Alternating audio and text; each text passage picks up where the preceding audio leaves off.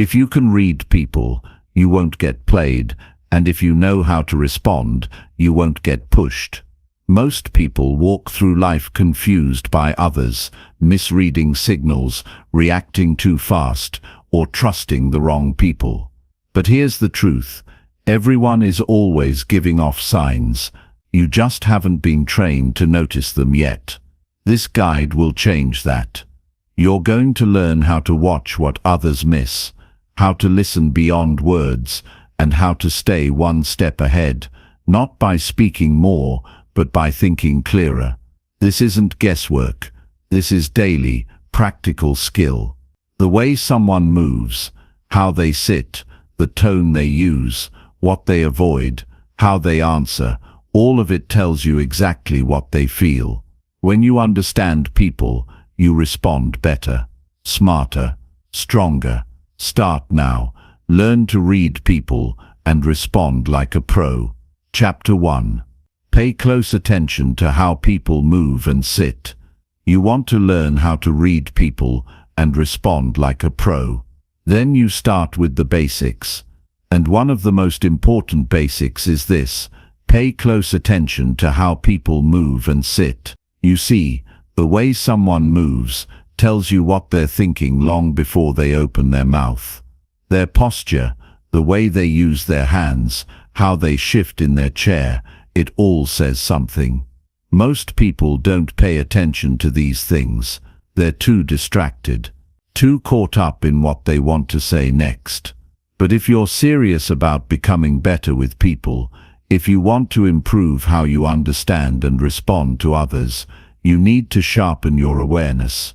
You need to start watching people, not with judgment, but with quiet observation. When someone walks into the room, watch how they walk. Do they move quickly? Are their shoulders tense? Do they avoid eye contact? That's information. That's something real. A person who walks fast, head down, shoulders up, they might be anxious, they might be stressed. A person who strolls in slowly, calm and steady, is showing you something different. Maybe confidence, maybe control, maybe peace. You learn to pay attention to this, because if you miss how someone carries themselves, you're already behind in the conversation, before a single word is said. Now, how someone sits. This is another window into what's going on inside them.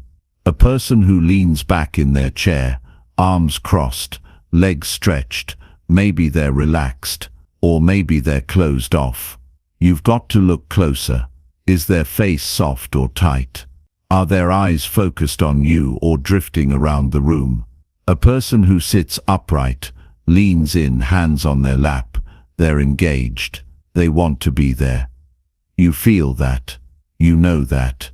Reading people is not magic. It's not a trick. It's patience. It's practice.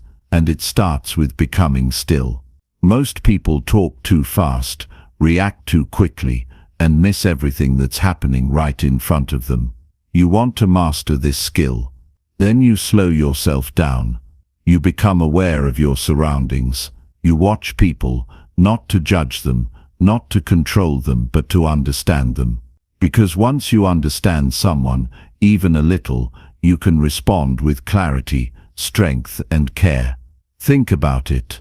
When was the last time you really looked at someone while they were talking to you? I mean really looked, not just nodded while thinking of your next sentence, not just pretending to listen. I'm talking about seeing them, their breathing, their posture, their hands, that moment when they shift in their seat, maybe sit up straighter when something makes them uncomfortable, or when they suddenly go quiet and look down. You've got to catch that. That's where real connection starts. You can train this every day. The next time you're talking to someone, keep your eyes on them, not in a way that makes them uncomfortable, but in a way that shows you're there. Watch their body. Watch how they hold themselves. Watch how they respond when you speak. Are they leaning in or backing away? Are they open or guarded? That's not just movement. That's emotional feedback. You read that. You don't need a degree to understand people. You need presence. You need care. You need to slow down long enough to actually notice the person in front of you. Now here's where the power comes in. When you become someone who sees people, really sees them, you build trust. You create comfort. You make people feel understood without them needing to explain everything. And once you get good at this, you'll see it everywhere. In a job interview, in a business meeting, in a quiet conversation with someone you care about. You'll notice when someone is feeling nervous but hiding it. You'll feel when someone's angry, even if they're smiling. And when you respond with awareness, with patience, with precision, you become the kind of person people respect. But it takes discipline. Most people want shortcuts. They want to say, "Tell me what to say to win this person over." But that's not where the power is. The power is in your observation. It's in learning how to sit quietly, listen deeply, and catch the things most people miss. That's when you become a pro. You can't fake this. People can feel when you're not really paying attention. They can feel when you're just going through the motions. But when you're fully present, when your eyes are reading the room, when your posture says, "I'm here," people open up. They stop pretending. They start trusting. That's where growth happens. That's where strong communication begins. And it's not just about others. When you start paying attention to how others move and sit, you'll begin to notice yourself too. You'll catch the moments when you're fidgeting out of nervousness, when your arms are crossed because you're on guard, when you're looking away because something hit a nerve. You get honest with yourself. You learn to adjust your own presence. And now you're not just reading people. You're leading yourself. I've seen people who've transformed their lives just by learning to watch before they speak, listen before they jump in, sit still before they respond.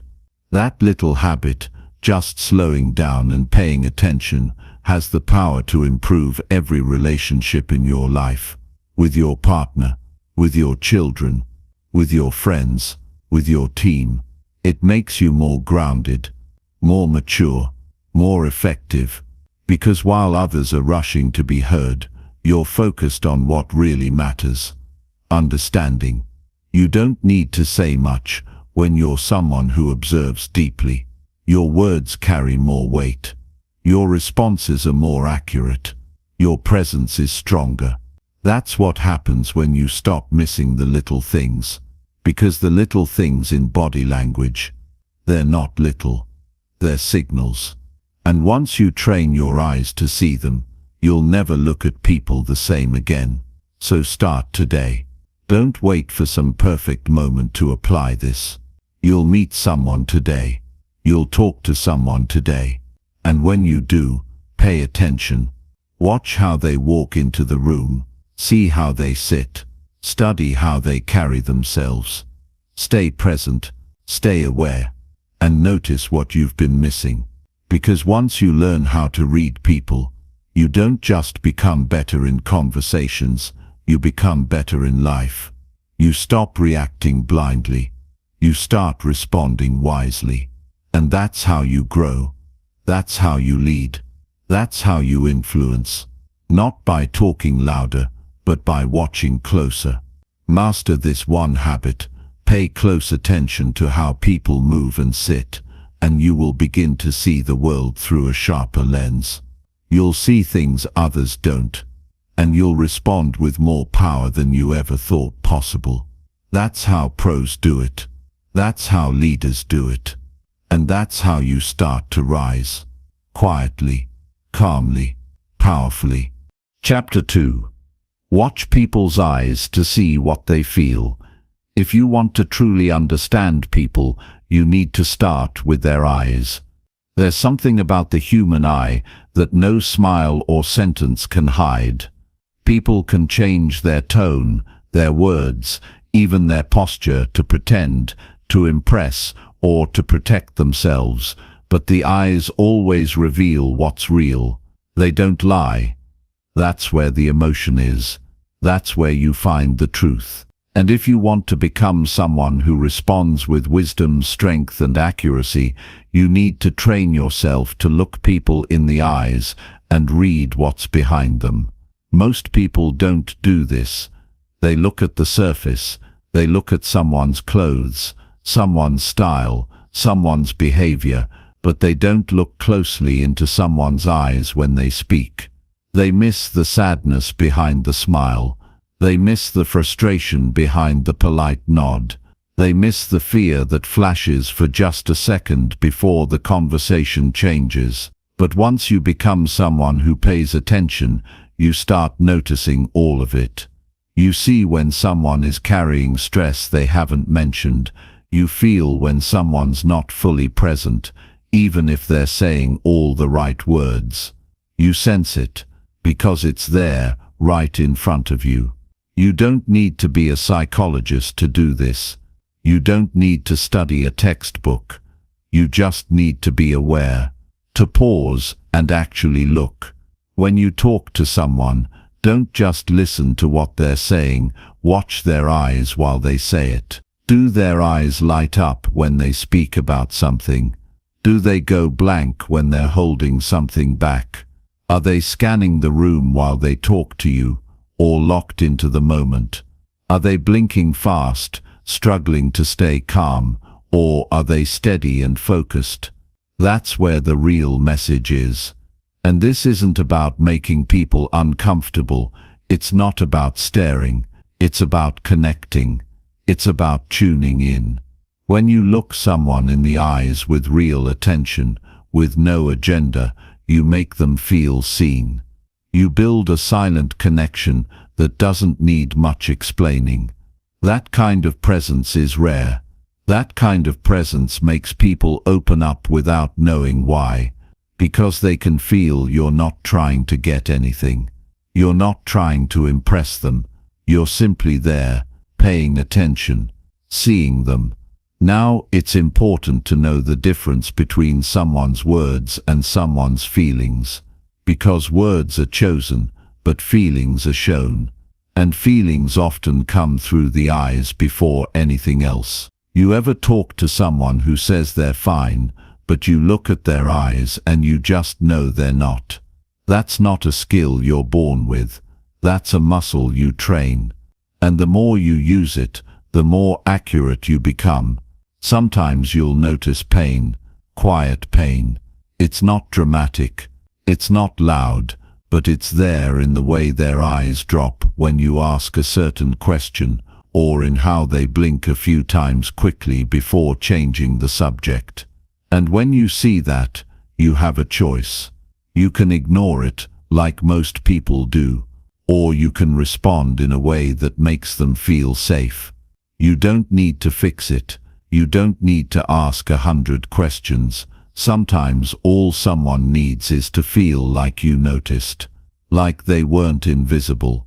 There are moments in life when a person's eyes will tell you everything. They'll tell you when they're excited. They'll tell you when they're lost. They'll tell you when they're proud, even if they don't say a word. And they'll also tell you when they're holding back tears. You have to be sensitive enough to catch that. Because that moment is real, that moment is raw, and that moment is where trust is either built or broken. In leadership, this matters. In relationships, this matters. In every corner of life where people are involved, this matters. When you walk into a room, don't just speak. Observe. Notice who avoids eye contact.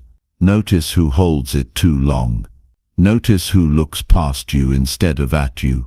These small details tell you about their mood, their comfort, and their readiness to connect.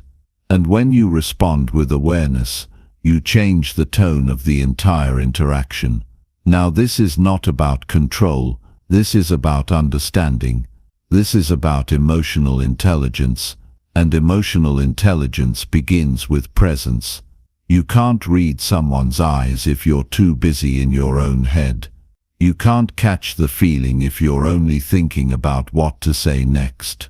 You've got to put your full attention on the person in front of you. That's where the power is. That's where leadership starts. That's where meaningful communication begins. And here's what's interesting. You don't need long conversations to feel the emotion in someone's eyes. Sometimes a few seconds is enough. A glance can say more than a paragraph. You learn to recognize what tension looks like, what doubt looks like, what confidence looks like. And not in theory, in real life, in your everyday interactions. At work, at home, with friends, with strangers, it's there. You just need to be willing to look. Some people avoid eye contact because they're hiding something. Others avoid it because they've been hurt too much. You won't always know which it is, but if you stay patient, if you stay open, people will show you who they are. They always do. And your job is to respond with wisdom, with strength, with care. You don't need to react to every emotion. You don't need to fix every problem. You just need to stay connected. That connection is powerful. That connection is rare. And it starts with the eyes. There's something else that happens when you learn to see people's emotions through their eyes. You start becoming more honest with yourself too. You begin to notice your own emotions as they rise. You catch yourself when you're pretending. You recognize when you're not being real. And slowly you begin to clean that up. You stop hiding from your own feelings. You stop running from hard moments. You begin to stand stronger, speak clearer, live fuller. The more you understand people, the more patient you become. The more you learn how much people are carrying, how much they're not saying, the less you rush to judge. You stop assuming. You stop labeling. You start seeing people not just as problems to solve but as human beings to connect with. That makes you better in every role you play. As a friend, a leader, a partner, a parent, a teammate. You build real relationships. You build strong teams. You build trust that lasts. Reading people's eyes is not a skill you learn in a day. It's something you practice every time you talk to someone. And it's worth it. Because when you can see people clearly, when you can feel what they're feeling without them saying a word, you become the person people turn to when it matters. You become grounded, aware, strong. And in a noisy world full of distraction, that kind of clarity is a gift. So slow down. Be present. Look people in the eyes. Don't rush. Don't assume. Just observe. Feel what they're feeling. Respond with care, and do it over and over until it becomes natural. Until your presence alone brings calm into the room. That's how you lead. That's how you connect. That's how you change lives, starting with your own. Chapter 3. Ask simple questions and really listen to the answer. If you really want to connect with people, learn to ask simple questions and give your full attention to the answers. That's how you open doors. That's how you understand people. Not by talking more, but by asking the right questions and being quiet enough to let the truth come out. Most people go through conversations with a goal to be heard. They want to share their opinion. They want to make their point. But if you want to grow stronger in your relationships, in your leadership, and in your daily interactions, you need to reverse that. You need to shift your focus from speaking to listening. It starts with asking better questions, and better doesn't mean complicated. Better means honest, real, clear. Ask someone how they're doing and mean it. Ask what's been on their mind lately. Ask what they're struggling with. Ask what's going well for them. These are not big questions, but they carry power when you ask with care and pay attention to the response. People are not always looking for someone who knows all the answers. Often they're just looking for someone who's willing to listen without interruption. Now, here's what most people get wrong. They ask questions, and then they wait to speak again. They nod, they smile, but they're not truly listening. They're thinking about what they'll say next. They're planning the reply while the other person is still opening up. That's not listening. That's waiting. And there's a big difference. When you truly listen, you're not thinking about yourself. You're not rushing to respond. You're giving your full attention to what's being said, how it's being said, and what it might mean underneath the surface. When someone answers your question, don't just hear their words, hear their tone. Notice their timing. Watch their eyes. Feel the weight behind their voice. Is there hesitation? Is there excitement? Is there tension? You'll find all of that if you care enough to slow down. That's the kind of listening that builds real trust. And when someone feels heard, really heard, they open up more. They tell you the truth. Not just the surface stuff, but what's really going on inside. You don't need to impress people with your knowledge. You need to invite people to share their story. And the way you do that is by being genuinely interested. Not just curious. Interested. There's a difference. Curiosity fades. Interest stays. Curiosity can be about collecting information. Interest is about connection. When people feel your interest, they open up. They relax. They start being honest. And that's when things get real. You'll be amazed at how much people are willing to share when you stop trying to lead the conversation and start guiding it gently. Ask a question, then stop talking. Hold that space. Let them answer in their time. Let them explain, even if it takes a moment. Don't jump in. Don't cut them off.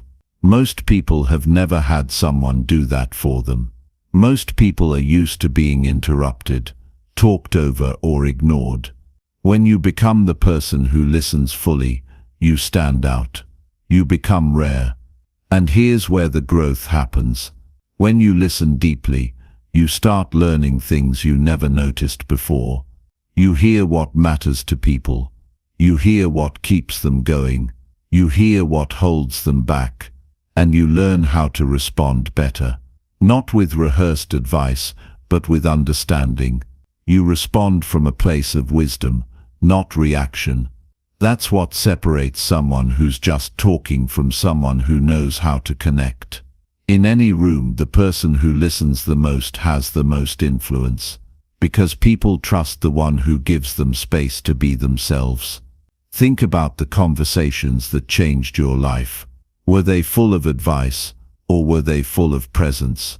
Most likely, it was someone who asked something simple and gave you the room to answer without pressure. That's what people remember. Not your fancy words, but your attention. If you want to improve this skill, practice it every day.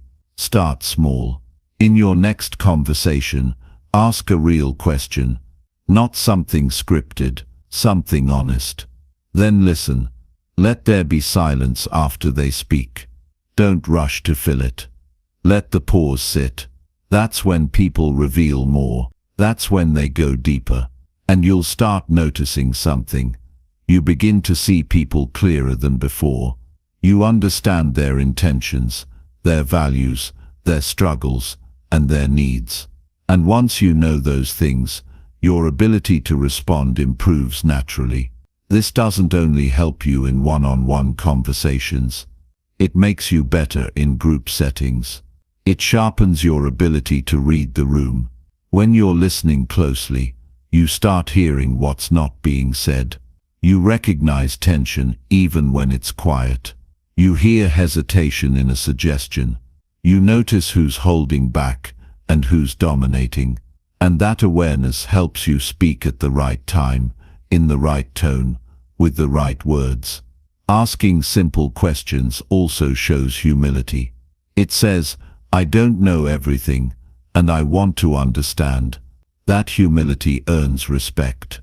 No one connects with a know-it-all. People connect with those who are grounded enough to ask and wise enough to listen.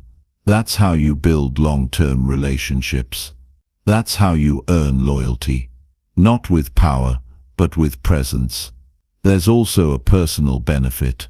When you practice listening like this, you become more peaceful inside. You stop needing to win every conversation. You stop needing to prove your point. You begin to enjoy hearing someone else express their thoughts without feeling the urge to jump in. That kind of control builds character. It builds maturity, and it gives you an inner calm that strengthens every part of your life. One of the best things you can do for your family, for your friends, and for your team is to become someone who listens with depth. Ask how someone's really doing. Ask what's on their heart. Ask what they've been thinking about lately. Then listen, not to respond but to learn. That one habit can improve your relationships more than anything else. It builds a foundation of respect and trust that no words alone can match. So keep it simple. Don't overcomplicate the conversation. Ask something real, then get quiet. Let people speak without pressure. Let the moment breathe. Let the truth come out naturally. And when they do speak, don't just hear them, understand them. Feel what they're saying. That's how you grow. That's how you connect. That's how you lead. You won't always agree with what you hear. That's okay. Listening doesn't mean approval. It means respect. It means you're strong enough to hear someone out without needing to control their point of view. And the more you practice this, the stronger your influence becomes. People come back to those who made them feel understood. They remember how you made them feel, not how smart you sounded, but how safe they felt when they spoke. So if you want to lead, ask better questions. If you want to grow, listen better. If you want to change your relationships, give people your attention. That's the foundation of all strong human connection. And it's built one quiet moment at a time. One honest question. One clear answer. One person truly listening. That's where the real power is. That's where you become the person others trust and respect. And that's where your own transformation begins. Chapter 4. Notice what someone avoids when they talk to you. If you want to understand people on a deeper level, you can't just listen to what they talk about. You need to start noticing what they avoid. Pay attention to what doesn't get said. What they skip over, what they laugh off, what they change the subject on. This is one of the most powerful ways to see a person's truth, not through what they bring up, but through what they carefully leave out. The avoidance tells you everything they're trying to hide, protect, or bury. And if you miss it, you're missing the core of who they really are in that moment. People don't always hide things out of dishonesty.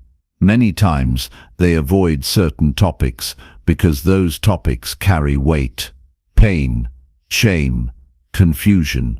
Maybe they've failed in that area. Maybe they're still struggling and don't want to be seen as weak. Maybe they've been judged before for saying the wrong thing. So now they stay quiet. They redirect the conversation. They speak in general terms instead of specifics. If you're paying attention, you'll catch it. You'll feel the shift in their energy. You'll hear the gap between what they're saying and what they're really feeling. And you don't have to confront them. You don't need to dig. But knowing what's being avoided helps you respond in a way that respects their space while still staying grounded in reality. You don't learn this skill by reading people from a distance. You learn it by being present in real conversations. The more focused you are, the more sensitive you become to the flow of words. And when that flow suddenly breaks, when someone hesitates, when their tone shifts, when they touch on something lightly and quickly move on, you mark that.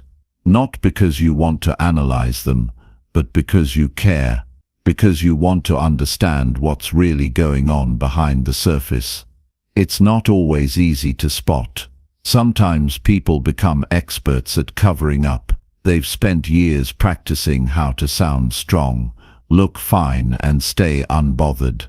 But even the best cover-up has cracks. And if you slow down and really pay attention, you'll notice them. You'll see the moment when their eyes drop. You'll hear the slight pause after a question. You'll feel the tension in their tone when a certain topic comes up. These are not mistakes, they're signals, and those signals matter. Noticing what someone avoids can teach you more about them than an hour of casual talk. It shows you where they're unsure. It shows you where they've been hurt. It shows you what they're protecting. And once you see that, you know how to move forward. You know what topics to approach gently. You know when to offer patience instead of pressure. You know when to simply be quiet and hold the space.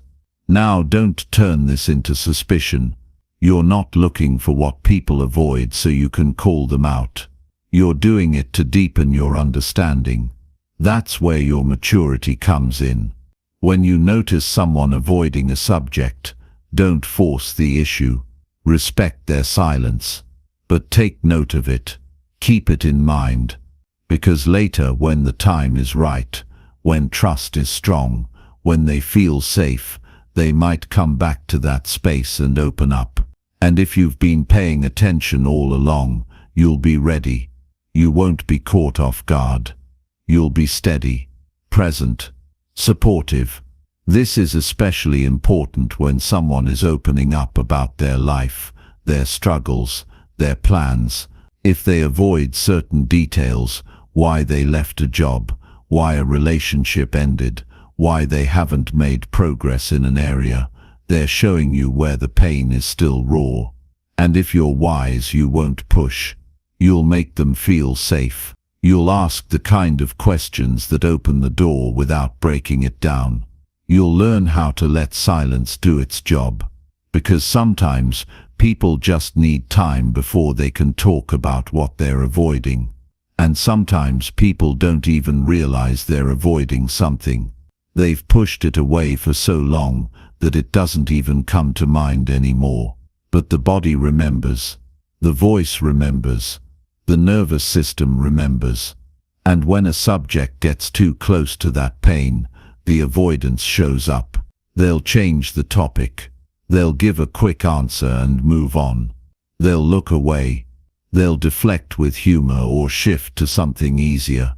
This is not weakness. This is human.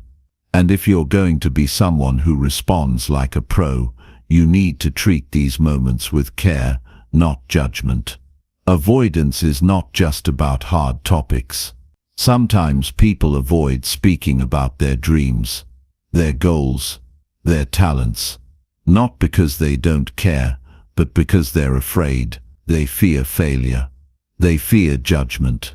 They fear being misunderstood. And so they downplay their ideas. They keep things vague. They say maybe instead of yes. They pretend not to want something just because they don't believe they can have it.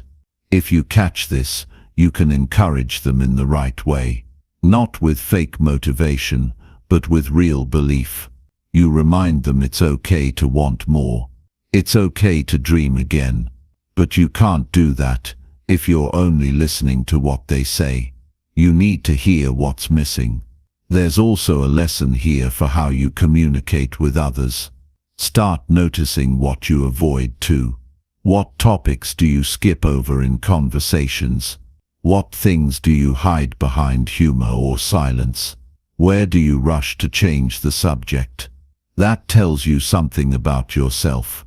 It shows you where your own healing still needs attention, and the more honest you are with yourself, the easier it becomes to be honest with others.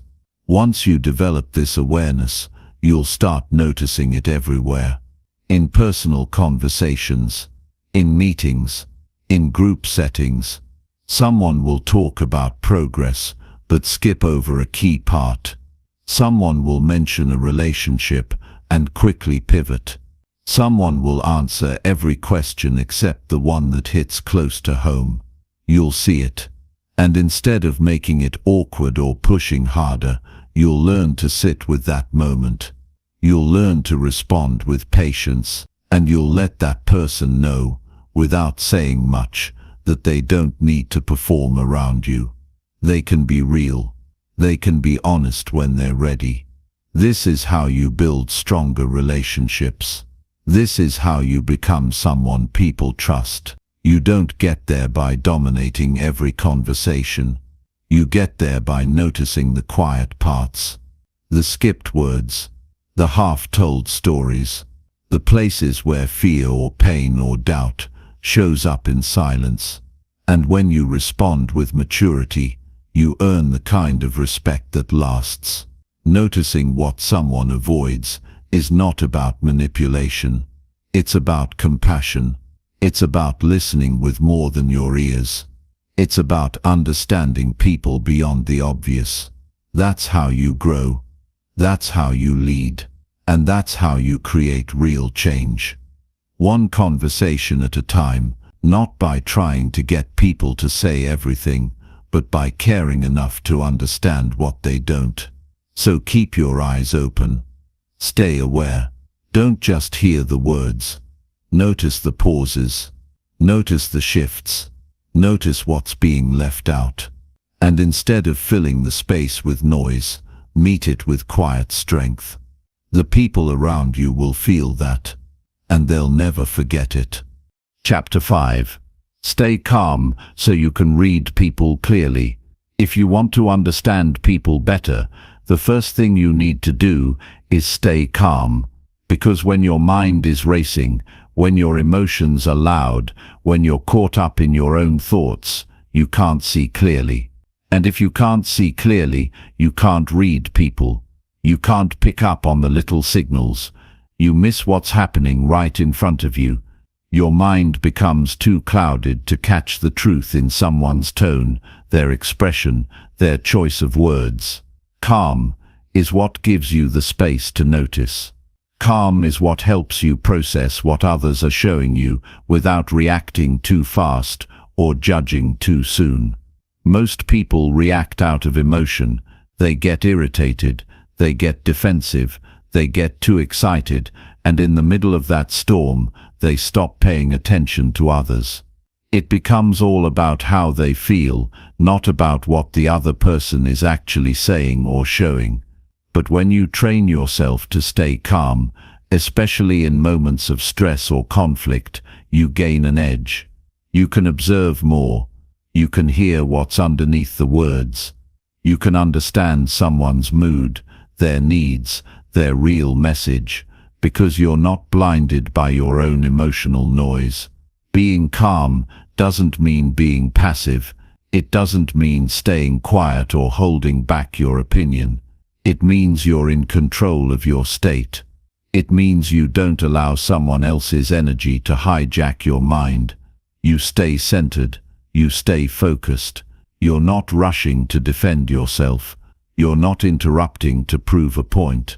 You're grounded enough to let the other person reveal who they are while you stay steady. And that steadiness is powerful. The best readers of people are not the loudest ones in the room. They're not the ones trying to impress everyone. They're the ones who stay quiet long enough to really take in the situation. They listen not just to words, but to patterns. They watch reactions. They pick up on the mood. And because they're calm, they don't miss the moments where people let their guard down. You can't fake calm. People feel your presence when it's real. They relax around you when they sense you're not reacting emotionally to every little thing. And in that relaxed space, the truth comes out. This is something you build through discipline. You train it in everyday life. When someone speaks to you in a tone you don't like, pause before you react. When you feel the urge to interrupt, breathe instead. When you're in a disagreement, stay focused on understanding rather than winning. These are small habits, but they develop something much deeper inside you. They sharpen your awareness. They give you the ability to sit in tension without being consumed by it. And that ability lets you see what others miss. People reveal themselves in pressure. They show who they are when things get uncomfortable. And if you're calm during those moments, you'll pick up on everything. You'll see the shift in their face. You'll hear the break in their voice. You'll notice when they're saying something just to end the conversation. And you'll also see when they're being real, when they're sharing something that matters. All of that is visible when your own mind isn't cluttered with emotion or distraction. Calm isn't something you turn on and off. It becomes who you are. It becomes your natural way of moving through the world. And the more you practice it, the more stable you become. That stability makes people trust you. It makes them open up. It makes them feel safe enough to be honest, because they're not afraid you'll blow up, judge them, or dismiss them. You're showing them you can handle the truth. And when people sense that, they show you more of who they really are. When you're calm, you ask better questions. You give people more room to answer. You're not rushing them. You're not filling the silence with nervous words. You let the moment breathe. That space helps people say what they need to say. It helps them be vulnerable, and you being calm gives them permission to be calm too. Conversations stop being battles and start becoming bridges. That's how real understanding grows. This isn't just about reading people, it's about growing as a person. Because when you stay calm, you improve every area of your life. You make better decisions. You avoid saying things you regret. You notice the details that make a difference. You move through hard conversations with strength instead of force. And you come out of those moments with respect, not damage. There will always be moments that test your calm. Someone will say something that hits a nerve. A situation will feel unfair. Emotions will rise. But in those moments, your job is not to match their energy. Your job is to hold your ground, to take a breath, to listen fully before reacting. That pause might seem small, but it creates room for wisdom. It gives you time to choose your response, not just react on autopilot. Calm doesn't make you soft. It makes you sharp. It gives you clarity. It helps you see what matters and what doesn't. It protects your peace, your focus, and your presence. And when you carry that calm into your relationships, people notice. They start treating you with more respect. They start opening up to you more, because you're no longer just another loud voice in a noisy world. You're the calm one, the one who sees clearly, speaks wisely, and listens with full attention. That kind of presence is rare, but you can build it. Every day gives you a chance to practice. When someone's being difficult, stay calm. When emotions run high, stay calm.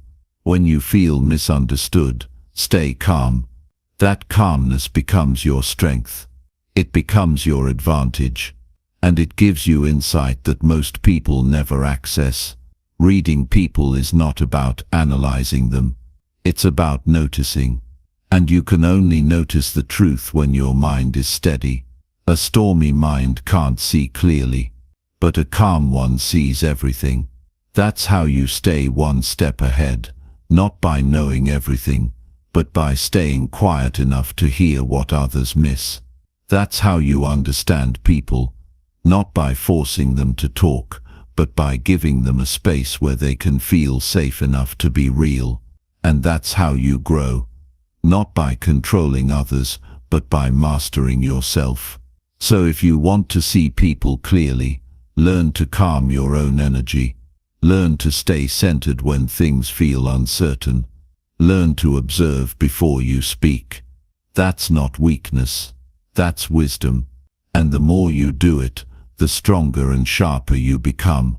People will feel the difference in your presence. They'll respect the way you carry yourself. and you'll begin to notice the truth behind their words, their expressions, and their silence. That's how you develop insight. That's how you lead, and that's how you learn to read people not with judgment, but with clarity and care. Because in a world full of noise, your calm becomes your power. Chapter 6.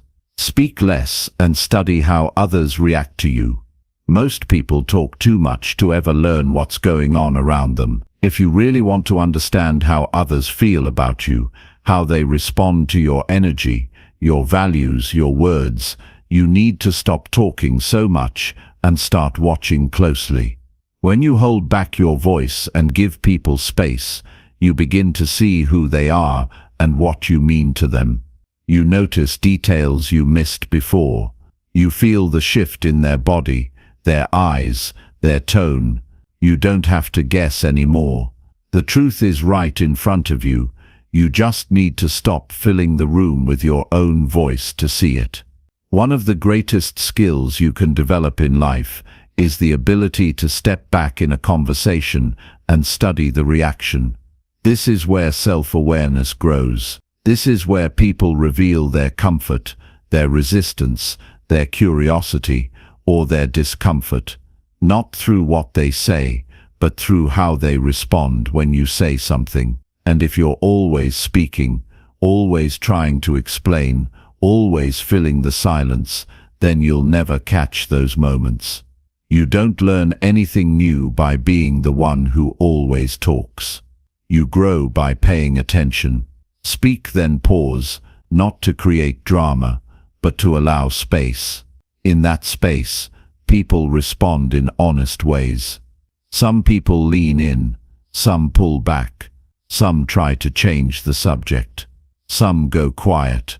If you're present, you'll notice which is which. You don't need a special gift to figure this out. You just need to value observation more than performance. People reveal their truth in how they react, not in what they tell you when they feel pressured.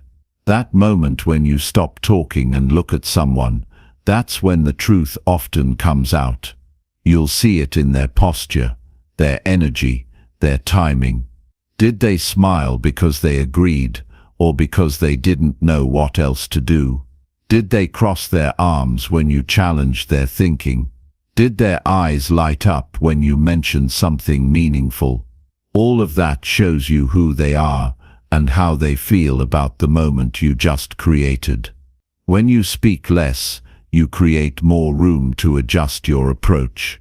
Maybe someone didn't connect with what you said. You'll only know that if you're watching. Maybe someone felt seen and encouraged by your words. You'll notice it in how they sit taller, how they smile longer, how their tone softens. These are real cues. They come from the body, not the script, and the only way to catch them is by stepping back and watching them unfold. If you're in a leadership position, this skill is critical. You can't lead people you don't understand, and you can't understand them if you're always the one talking. Some leaders speak so much they miss all the signs of frustration or confusion in their team. But the wise ones speak with precision and then observe. They watch how their words land. They study the room. They check the emotional temperature, not with questions, but with attention. In personal relationships, this habit builds trust. If you're the kind of person who doesn't always rush to fill the silence, others feel safer around you. They feel less pressure to perform. They open up slowly and honestly, because they sense that you're not just waiting for your turn to speak. You're actually interested. You're present. You're measuring what their response reveals about where they're at emotionally. That kind of presence can't be faked. And people remember how it feels to be around someone like that. It's not about being cold or distant. It's about being intentional. You say what needs to be said, nothing more, nothing less. Then you observe. You pay attention not just to what's being said, but to what's being felt. You give people the freedom to respond naturally, and in their natural response, you find the truth. No guessing, no over-talking, just real, clear feedback in the moment. This practice also helps you grow stronger inside. You learn to sit in moments where you'd usually rush to explain yourself. You learn to be quiet when your ego wants to jump in. You learn to let your words breathe instead of crowding them with explanations. That stillness, that patience, that control, it makes you powerful. It separates you from those who speak too fast, too often, and too aimlessly. You won't always like what you observe. Sometimes you'll say something from a good place, and someone will still look away or react coldly. But that's part of the process. You're not looking for applause, you're looking for truth. And once you know how people actually respond to you, you can grow. You can sharpen how you speak. You can learn which words connect and which don't. You can develop emotional precision.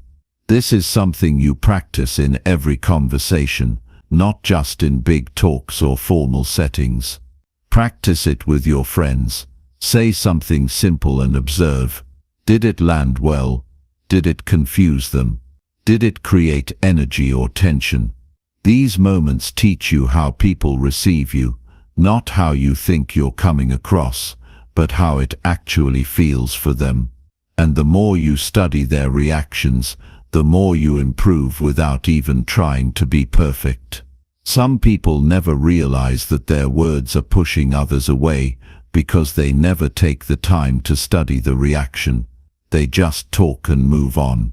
But if you pause and reflect after each exchange, you start noticing patterns.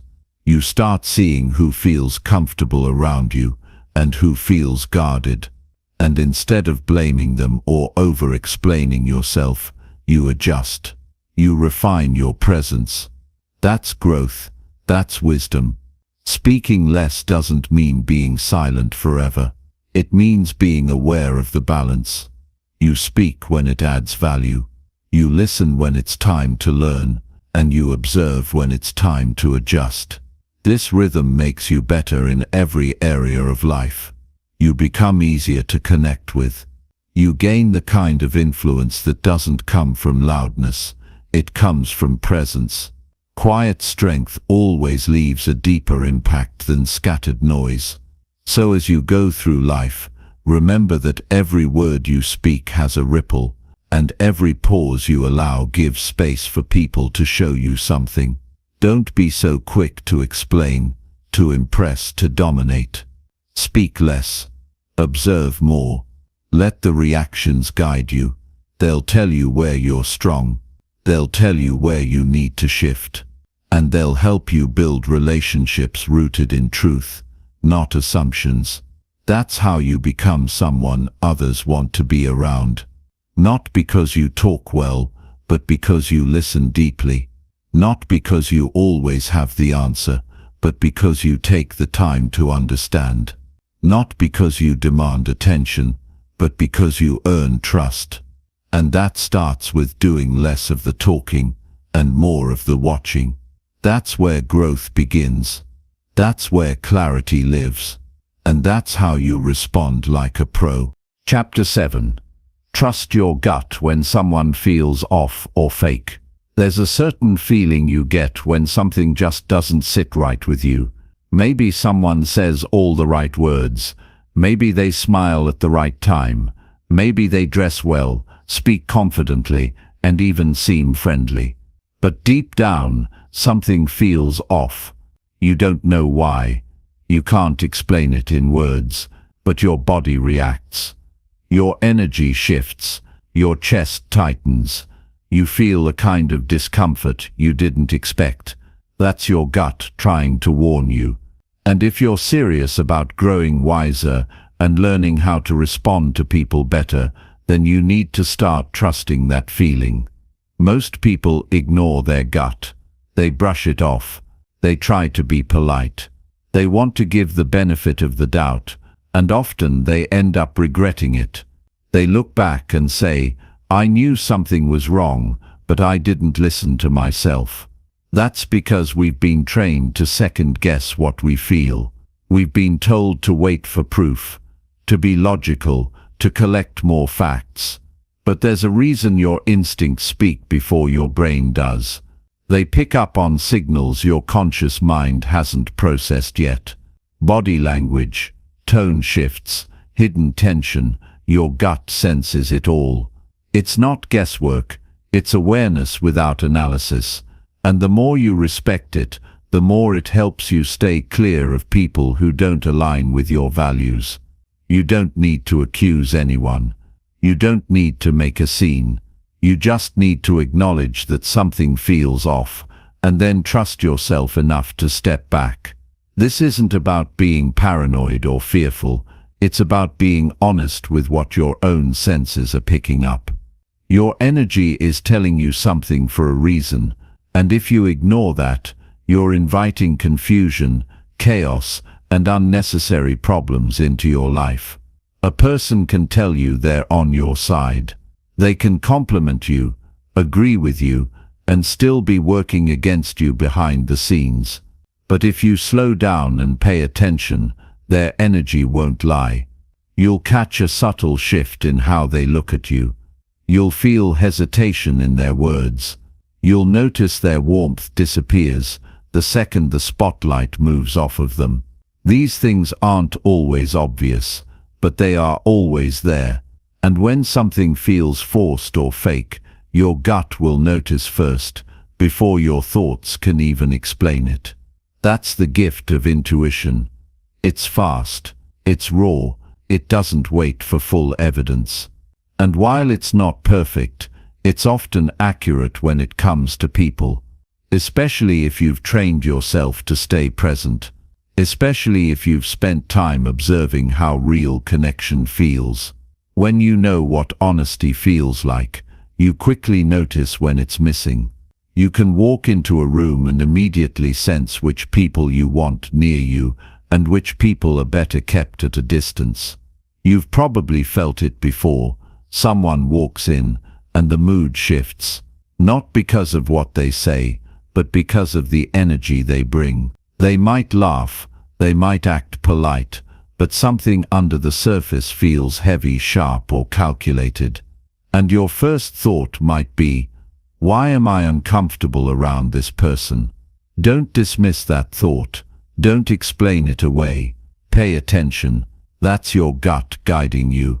Sometimes we want so badly to see the good in others that we ignore what's right in front of us. We make excuses. We say, maybe they're just having a bad day, or maybe I'm just being sensitive. And while it's good to be fair, it's not good to ignore your own internal warning system. That warning is there to protect your peace.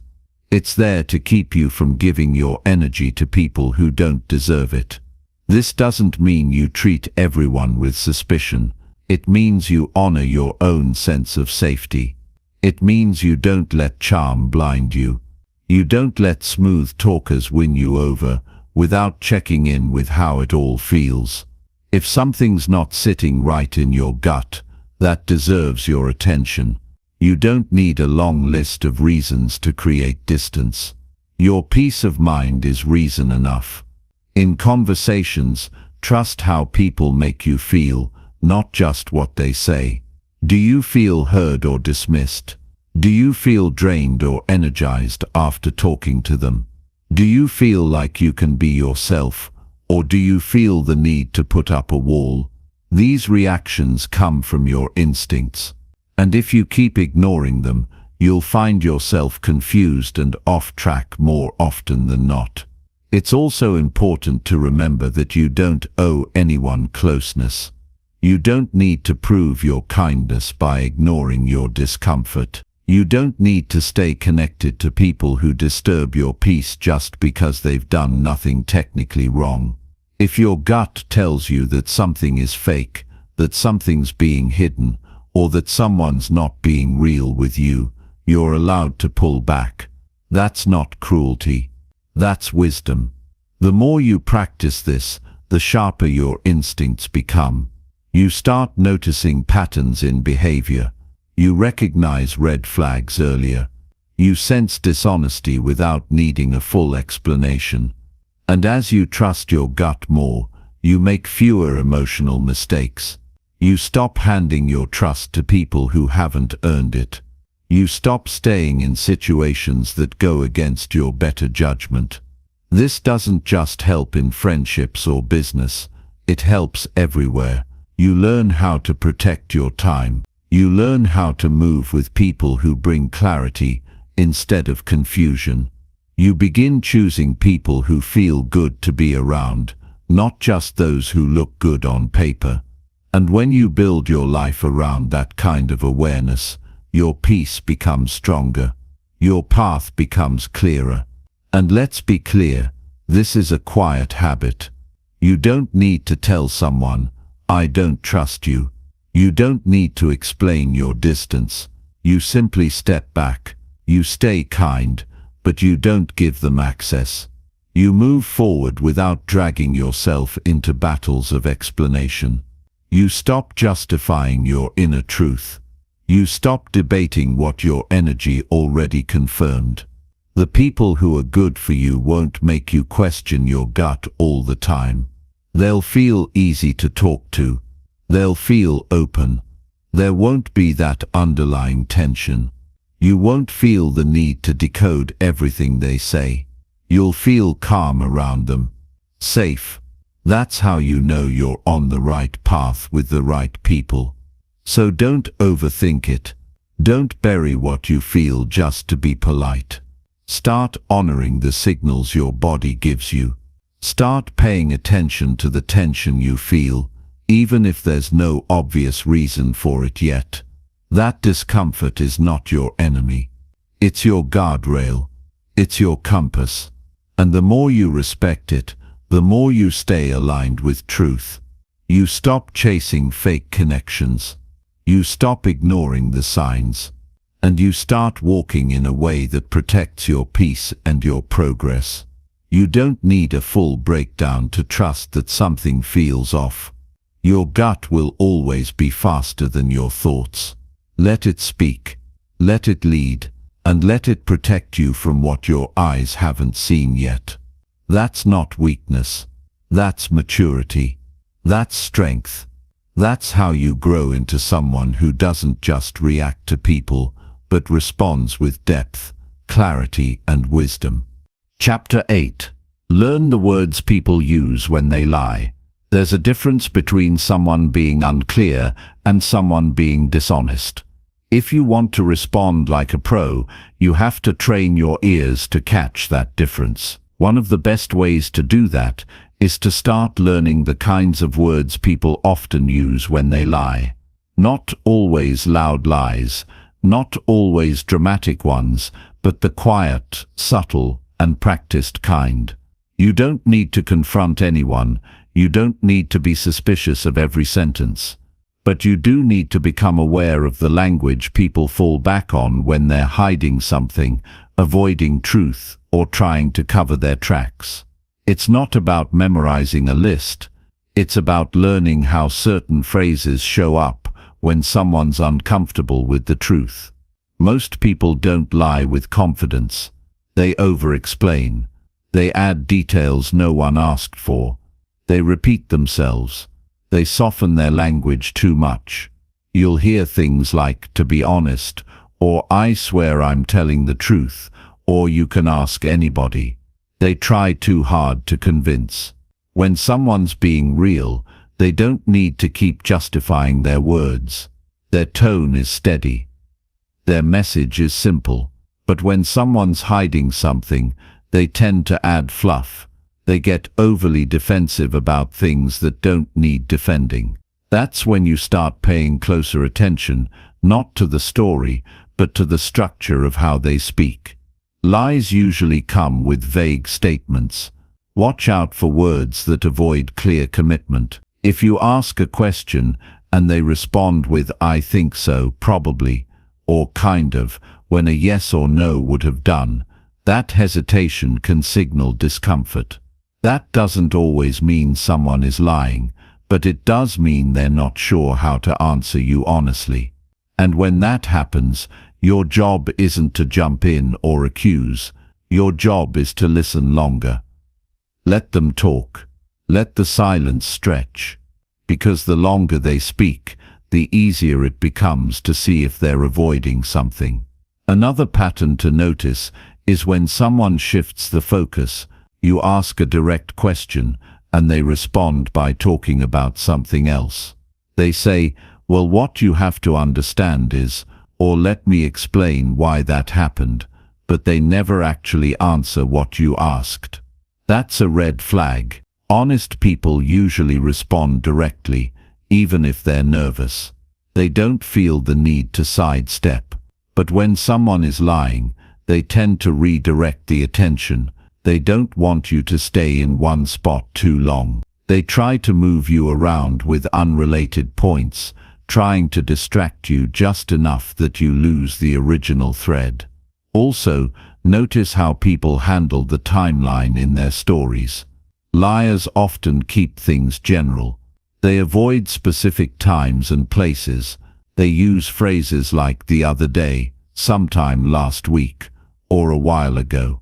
Not because they forgot, but because they're avoiding the details that could be checked or questioned. And when you press for more clarity, they get nervous. They say, "Why does it matter?" or "You don't trust me," instead of simply answering you. That kind of deflection is worth noticing. Then there's the emotional mismatch. When someone talks about something serious and their tone doesn't match the message, pay attention. If someone says they were deeply hurt, but they're smiling or joking while saying it, something's not aligned. If they say they're fine, but their voice sounds tense or their words come out too fast, there's a gap between the story and the emotion behind it. Lies often create emotional friction. Real stories have consistency. What's being said matches how it's being said. But lies struggle to stay balanced. One of the most common things people say when lying is "I would never do that." And often, it's not the words themselves but the urgency with which they're said. Real truth doesn't need dramatic defense. It stands on its own. But a lie leans on emotion, on guilt, on statements that sound too perfect. So when you hear phrases like, "You've got to believe me," or "I can't believe you'd even ask that," those aren't answers. Those are emotional shields. They're used to flip the pressure back on you to make you feel bad for even raising the question. Another sign to watch for is when people use too many words. Truth is usually simple. Lies are full of noise. The more someone talks, the more likely they are to trip over their own story. They start saying things like, "You know how it is," or "Trust me, I was just trying to help," or "You wouldn't understand." These are all attempts to push you away from the facts and pull you into their version of the situation. But a real explanation doesn't require extra fluff. It's clear, it's grounded. It doesn't dodge or bend.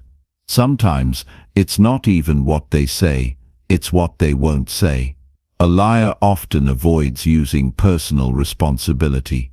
They talk in passive language. "It got messed up," instead of "I messed it up." "That happened," instead of "I did it." They distance themselves from the event by removing their name from the action. It's subtle, but it matters. Because when someone owns the truth, even if it's uncomfortable, they speak in direct terms. They say what they did and how they did it. But liars hide behind vague language to stay clean. Now, it's important not to go looking for lies in every sentence. That'll only make you paranoid. The goal here is not to catch people in a trap. It's to sharpen your ability to sense when something's not right. When you hear patterns that repeat too perfectly, when the words don't match the behavior, when the tone carries too much tension for such a light topic, these are your clues. You don't need to act on them immediately. But you do need to store them, reflect on them, and make your next move with clarity. This kind of awareness makes your conversation stronger. It keeps you from being misled. It helps you know who's worth your trust and who's not ready for it. It teaches you how to listen beyond the surface, to pick up on the hidden messages people send when they're trying to protect themselves or manipulate others. And when you do respond, you respond from a place of grounded awareness, not from fear, but from insight. You'll start to hear these patterns everywhere, in meetings, in sales pitches, in apologies, in excuses. The more you practice, the clearer it becomes, not because you're trying to be suspicious, but because you value truth, because you care enough about your peace, your time, and your direction that you no longer give space to the wrong energy. You don't have to confront everyone who lies. Sometimes the best response is silence. Sometimes it's distance. Sometimes it's adjusting your level of access. The point is, once you know what to listen for, you stop playing games. You stop falling for charm. You stop buying stories that don't line up. And you start responding with strength. Calm strength. Quiet confidence. No drama, just clarity. So train your ears. Listen for the words people use when they're avoiding the truth. Notice the signs, the phrases, the tone. Keep your awareness sharp, but your presence kind. And as you grow in this skill, you'll protect yourself from being fooled. You'll build better conversations. And you'll become the kind of person who doesn't need to say much to see exactly what's going on. Chapter 9. Reply in a way that makes people feel safe.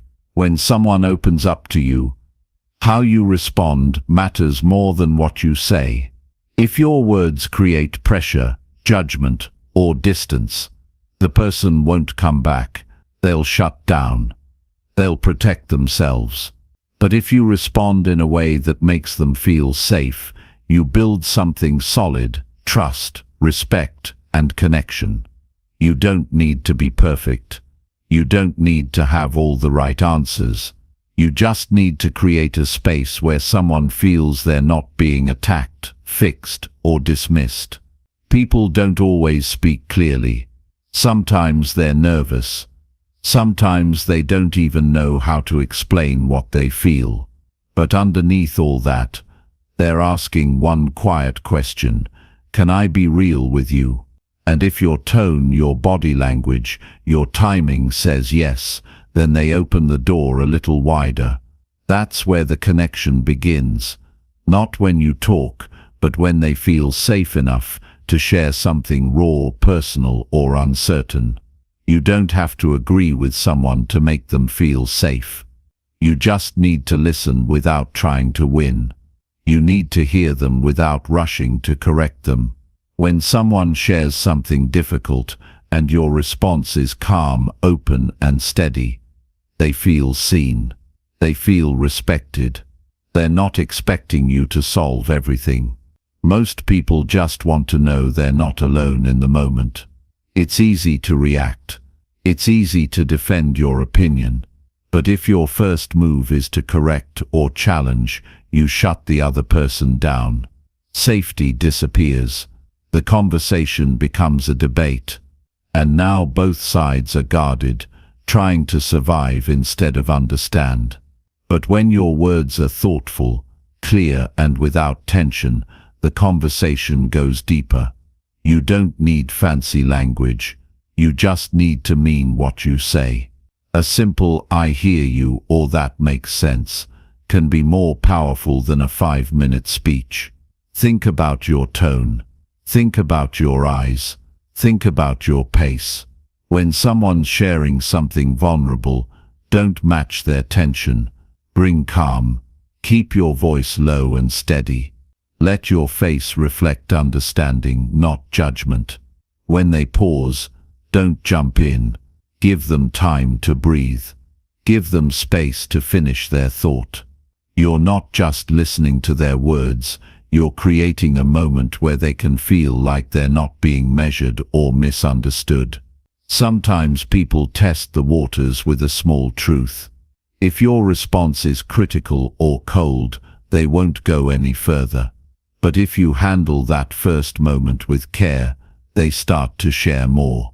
And each time they do, and you respond with patience, you build trust. That's how you help someone feel safe.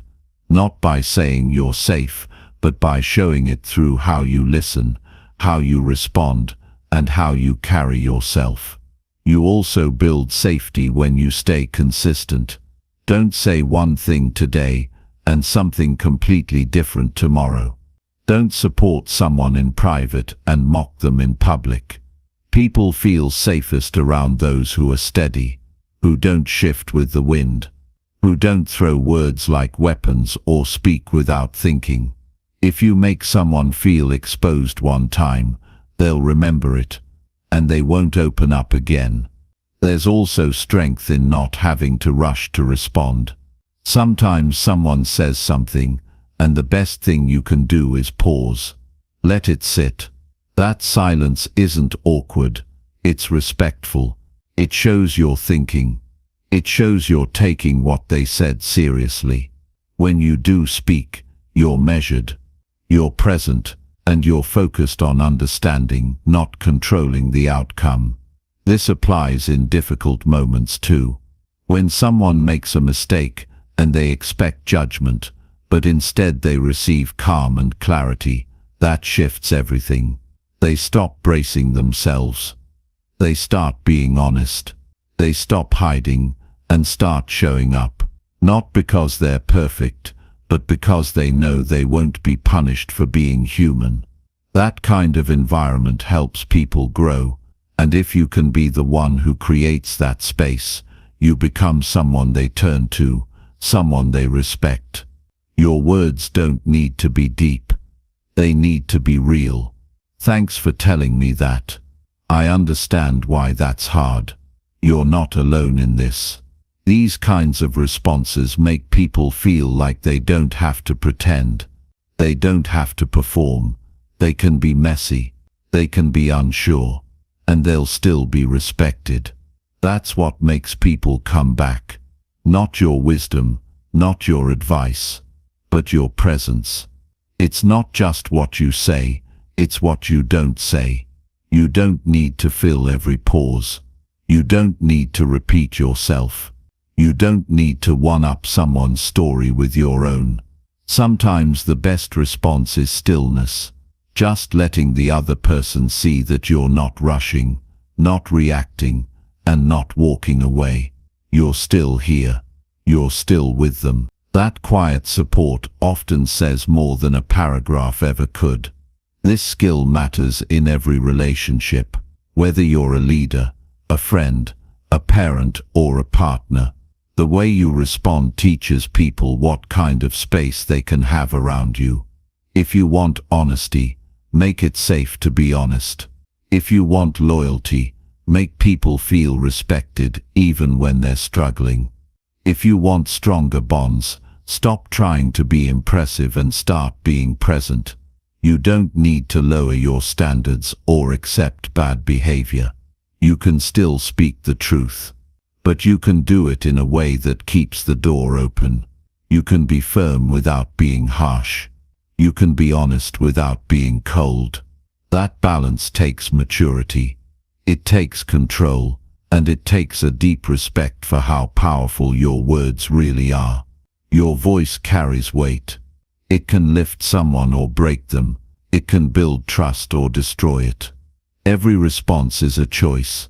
You're either making someone feel safer or making them feel smaller.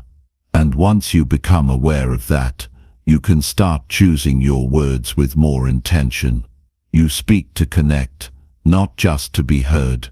The world doesn't need more people talking over each other. It needs more people who know how to make others feel calm in their presence. People who listen with their full attention. People who don't explode when the conversation gets uncomfortable. People who respond with patience, even when emotions are high. If someone is afraid to speak around you, that's not on them. That's on the energy you've created. And the good news is, you can change that. You can become someone who others feel stronger around. Someone who doesn't add pressure, but brings peace. Someone who speaks with kindness, not to soften the truth, but to make space for it. That's a rare quality, but it's worth building. Because once people feel safe around you, they stop pretending, they start growing. And that growth creates deeper trust, better communication, and lasting respect. You don't need a title to lead people. You need presence. You need awareness. You need the kind of response that makes someone feel seen and supported, even when they're unsure of themselves. So as you move forward in life, pay close attention to how people feel after talking to you. Do they feel heard or ignored? Safe or judged? Open or guarded? That answer tells you everything. Your words are powerful. Use them to build people up, not break them down. Use them to open the door, not shut it. And when you learn how to respond in a way that makes people feel safe, you become the kind of person the world needs more of. Calm, grounded, real, trusted. Chapter 10. Practice reading people every day without saying much. The only way to get better at reading people is to do it every single day. Not once in a while, not only during serious moments. Every day. But here's the key. You don't need to talk much to get better. In fact, you'll learn a lot more by saying less. It's not about giving advice or asking 100 questions. It's about showing up, staying quiet, and watching closely. People reveal who they are in the way they move, the way they sit, how they respond to pressure, how they treat others when no one's watching. If you slow down, you'll start to notice it. And if you do that consistently, day after day, you'll sharpen a skill that will serve you in every part of life. Reading people is not about being loud. It's not about showing off. It's about quiet focus. Observation without interruption. When you walk into a room, you don't have to speak to understand the energy. Look around. See who's nervous. See who's trying too hard to be liked. See who avoids eye contact. See who's calm and present. None of that requires words. It only requires you to be awake, to be aware, and to care enough to notice what most people ignore. This is something you build over time. You won't master it in a week. But if you pay attention every day, on the train, at the store, during a meeting, while having dinner with someone, you'll start to see patterns. You'll recognize behaviors that mean something. You'll understand what certain reactions mean without having to ask. That's the goal. To walk through life not blind, but aware. Not paranoid, but sharp. You can study people's posture, their hands, their eyes, how fast or slow they speak, how often they change subjects, how they react when they're challenged. None of this needs you to speak. It just requires you to be there, fully present, not distracted by your phone or stuck in your head. The more present you are, the clearer everything becomes. People are always communicating, even when they're not talking. And if you train yourself to listen to that, you'll become someone who can walk into any environment and understand what's really going on. A big part of this is removing your need to impress. You don't need to be the most interesting person in the room. You just need to be the most focused. When you stop trying to win people over, you start seeing them for who they are. That gives you power. You begin to know who to trust, who to stay close to, who to watch from a distance. You're no longer reacting to what people want you to see. You're seeing what's behind the surface. Every interaction is a lesson. Every moment with another person is a chance to practice. If someone talks too fast when they're nervous, notice it. If someone avoids eye contact when they lie, store that. If someone changes their tone when certain topics come up, mark it. These little details are more useful than hours of conversation. You're not guessing, you're learning from real-life data. And when you collect enough of it, you become sharper than most people who only rely on what's being said. The world is full of distractions. But if you choose to focus, even for 10 minutes a day, you'll start to develop an instinct. You'll be able to feel when someone's holding back. You'll sense tension before it turns into conflict. You'll understand group dynamics just by watching who speaks, who listens, and who shifts when certain people enter the room. These are skills that aren't taught in school, but they are skills that will set you apart in life, business, relationships, everywhere. You don't need permission to start. Just begin today. Keep your mouth closed a little more. Keep your eyes open a little wider. Let silence be your tool. Walk into conversations not just thinking about what you'll say, but what you'll notice. Who looked down when a certain question was asked? Who shifted away when a specific topic came up? These are signs. These are messages. And they're always there if you're willing to read them. This isn't about controlling people. It's about understanding them. It's about knowing how to move wisely through the world. The better you get at this, the less surprised you are by people's behavior. You see the signs long before the results show up. You feel the tension before the argument. You notice the withdrawal before the exit. You don't need to wait for life to teach you the hard way. You already saw it coming, because you've trained your attention to pick it up early. There's something powerful about being the quiet observer. People talk around you, often forgetting you're listening. They show themselves without even realizing it. And the ones who pay attention, who stay grounded and calm, who study without judging, those are the ones who rise. Because they make fewer mistakes in choosing who to trust. They waste less energy on shallow connections. They make better decisions about people, and it shows in their results. You don't need to study psychology to do this. You just need to be consistent. Every day, no matter where you are, practice reading people without interrupting, without rushing, without always needing to speak. Just watch, breathe, learn. The more you do this, the more confident you become, not because you know everything, but because you've trained your awareness. You've built a deeper kind of knowledge, the kind that doesn't come from words but from presence. And you don't always have to be serious while you do it. You can study people in normal settings, watch how friends talk to each other, how strangers move through crowds, how someone reacts to kindness or pressure. Every setting is a classroom. Every person is a lesson. If you stay curious, you'll keep learning. And as you learn, your ability to respond with clarity and strength grows naturally.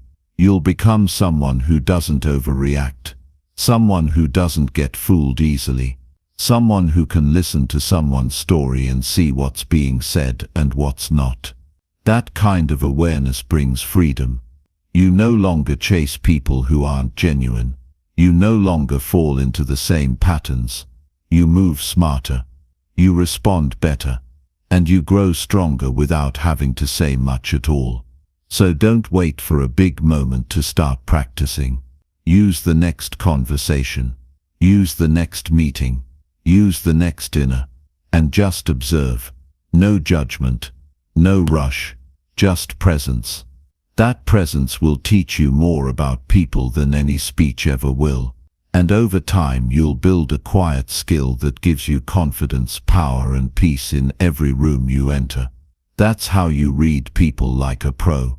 That's how you grow. Quietly. Daily. Consistently.